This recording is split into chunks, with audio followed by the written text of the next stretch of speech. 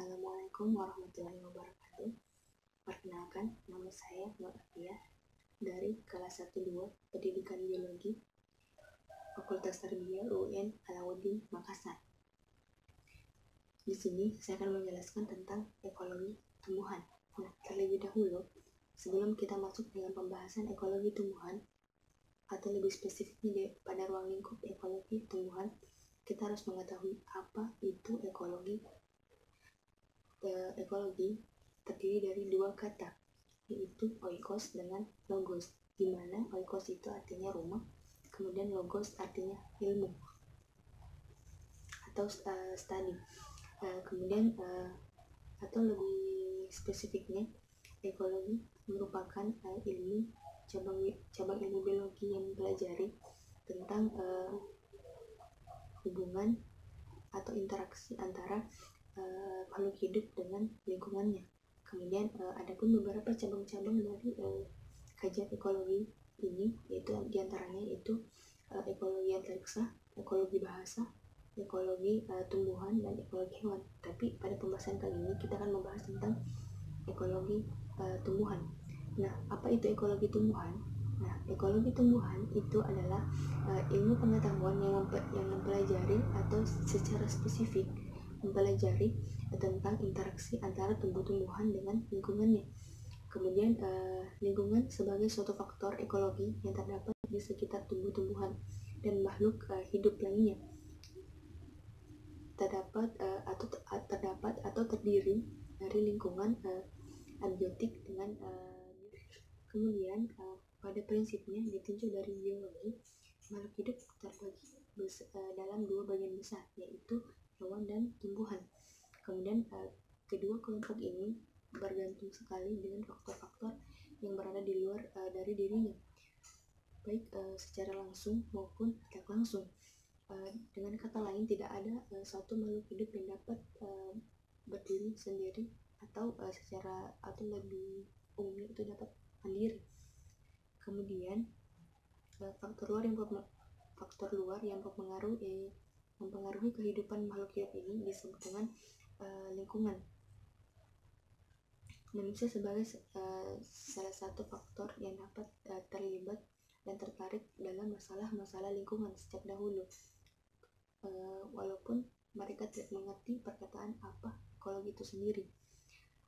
Ekologi merupakan bagian kecil dari biologi yang termasuk dalam ruang lingkup ekologi lingkungan. Kita akan mempelajari tentang ruang lingkup ekologi tumbuhan. Ruang lingkup ekologi tumbuhan terdiri dari organisme, populasi, komunitas, ekosistem, dan biosfer. Jika kita memperhatikan belasan dari cabang-cabang ekologi tadi, termasuk dalam ekologi tumbuhan, itu ekologi itu cakupannya sangat luas. Bagaimana interaksi atau reaksi dari organisme atau individu atau kelompok terhadap lingkungan ataupun sebaliknya juga dipelajari dalam ekologi. Organisme dalam pengetahuan ekologi. Baiklah, berbicara tentang masalah lingkup ekologi yang telah saya sebutkan tadi, kita akan masuk atau untuk kita uraikan satu persatu. Kemudian kita masuk dalam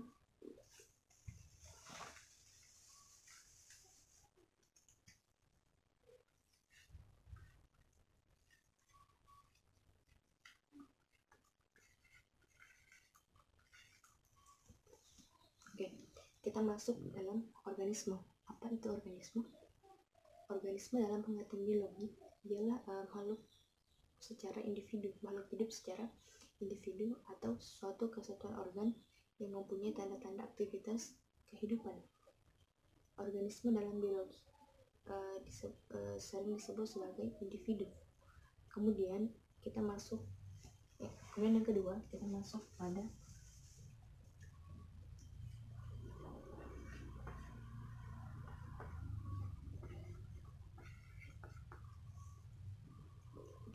kita masuk dalam populasi. Populasi ialah kumpulan dari organisme-organisme sejenis yang dapat berkembang biak. Kemudian yang ketiga itu kita masuk dalam komunitas.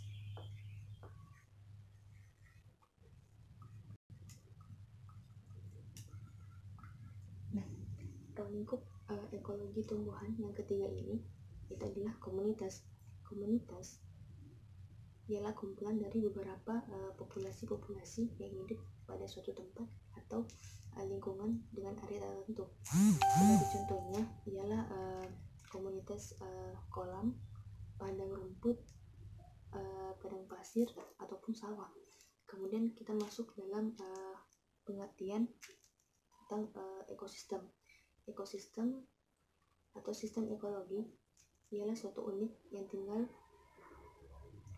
dan komuniti tumbuhan dan hewan bersama-sama, atau dalam bahasanya itu dia merupakan tempat tinggal ataupun interaksi antara hewan dengan tumbuhan yang di dalamnya terdapat faktor-faktor fisik,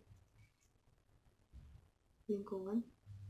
Kemudian secara sederhana itu ekosistem adalah suatu sistem di dalamnya terdapat interaksi tumbuhan antara faktor biotik dengan biotik. Itu lebih singkat. Nah, kita berbicara tentang masalah ekosistem tadi.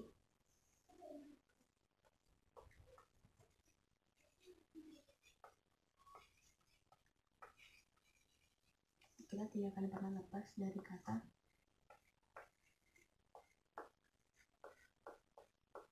biotik dan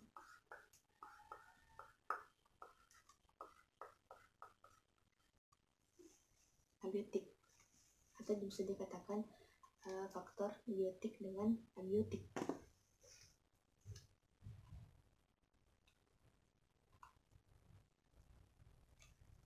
Faktor biotik sama dengan abiotik ialah faktor biotik adalah faktor yang meliputi semua makhluk hidup di bumi, baik tumbuhan, hewan, maupun mikroorganisme. Dalam ekosistem, tumbuhan itu berperan sebagai produsen. Kemudian kalau untuk hewan, dia berperan sebagai konsumen. Kemudian ada pun fungsi dari mikroorganisme yaitu sebagai decomposer atau pengurai. Ketiga makhluk hidup ini harus ada dalam ekosistem.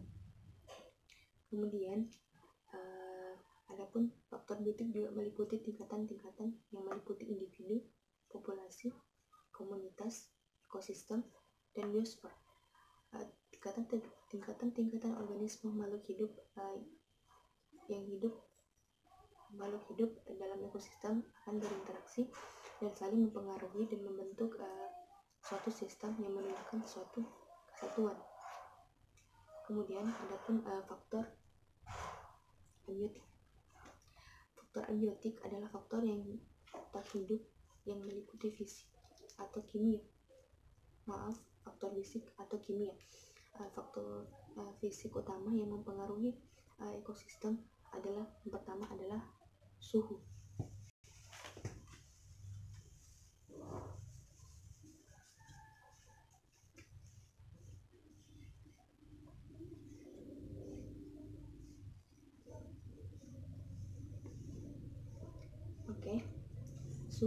Suhu berpengaruh terhadap ekosistem karena dia merupakan salah satu syarat yang diperlukan organisme untuk hidup. Ada beberapa jenis organisme yang hidup di kesuhu tertentu. Yang pertama ada suhu. Suhu berpengaruh terhadap ekosistem karena suhu merupakan syarat yang diperlukan organisme untuk hidup. Ada beberapa yang hidup pada kisaran suhu tertentu. Kemudian yang kedua ada sinar matahari.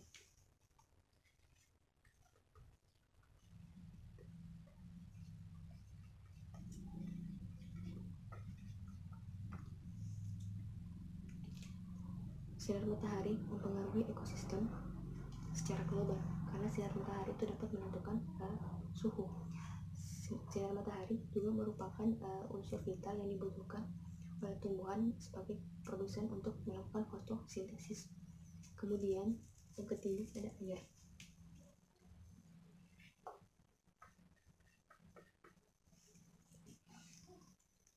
Air berpengaruh terhadap ekosistem untuk proses pertumbuhan dan perkecambahan ataupun penyebaran biji. Kemudian untuk hewan atau manusia, air diperlukan sebagai air minum dan beberapa kebutuhan hidup lainnya. Kemudian yang keempat ada tanah.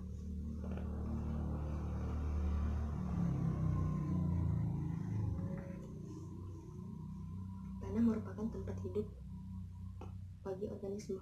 Jadi tanah yang berbeda menyebabkan organisme yang hidup di dalamnya juga berbeda.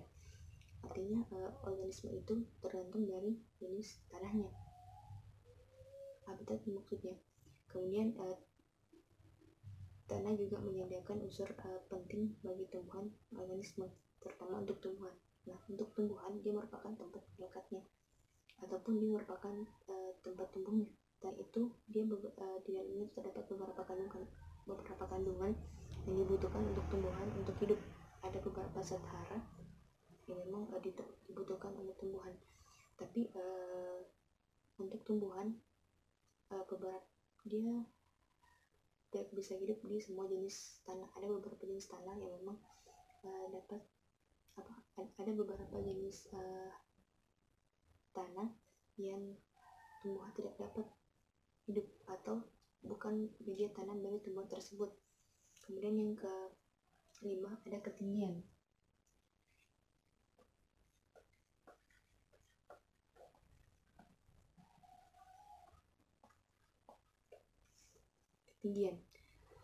Ketinggian tempat menentukan jenis organisme yang hidup di tempat tersebut. Ketinggian yang berbeda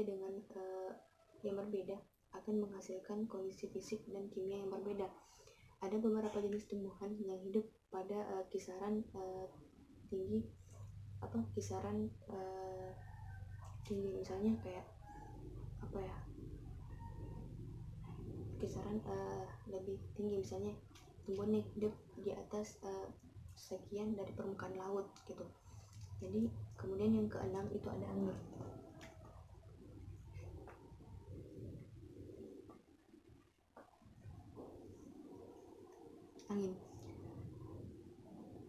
Angin juga berperan untuk menentukan kelembapan dan juga berperan sebagai untuk penyebaran tumbuhan tertentu. Misalnya kayak biji misalnya kayak Kamboja itu dia punya biji yang ketika diterbangkan angin itu dapat menyebar karena memang dia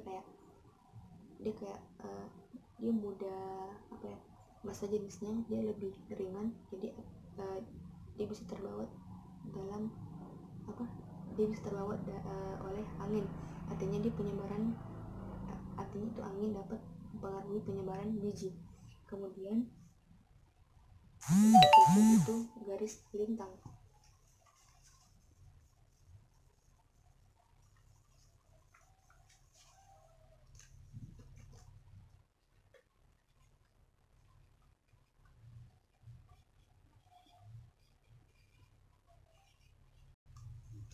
Oke, garis lintang itu mungkin bagi teman-teman itu masih sangat-sangat samar. Apa itu garis lintang?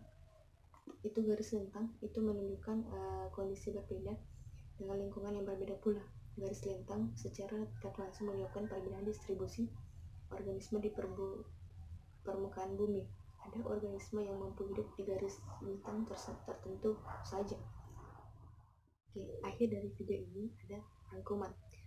Seperti yang kita ketahui, ekologi itu merupakan suatu ilmu yang mempelajari interaksi atau hubungan timbal balik antara tumbuh-tumbuhan dengan lingkungannya. Lingkungan sebagai suatu faktor ekologi yang terdapat di sekitar tumbuh-tumbuhan dan makhluk hidup dapat terdiri dari lingkungan biotik dan abiotik. Lingkungan biotik atau makhluk hidup adalah lingkungan yang terdiri dari semua unsur-unsur makhluk hidup yang ada di dalamnya.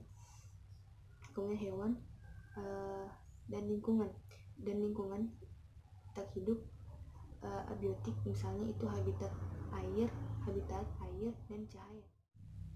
Dalam ekologi tumbuhan, kadang-kadang kajian tentang aspek ekologinya hanya pada tingkat populasi tumbuh-tumbuhan saja. Kajian tersebut dinamakan dengan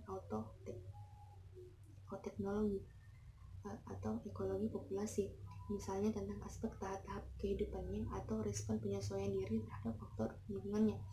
Itu akan dibahas pada pertemuan selanjutnya. Kemudian jika kajiannya meliputi tentang populasi tumbuhan dan bermacam-macam jenisnya, maka kajian tersebut disebut dengan sinekologi atau ekologi komunitas. Kemudian misalnya interaksi antara tumbuh-tumbuhan yang satu dengan tumbuh-tumbuhan yang lainnya dalam memanfaatkan ayat penentuan persebarannya. Kemudian populasi ialah kumpulan organisme-organisme sejenis yang dapat berkembang biak, sedangkan komunitas adalah kumpulan dari beberapa populasi yang hidup pada suatu area tertentu atau lingkungan tertentu. Sebagai contohnya adalah komunitas padang pasir, komunitas kolam, dan hal lain sebagainya. Sekian dari video saya. Assalamualaikum warahmatullahi wabarakatuh.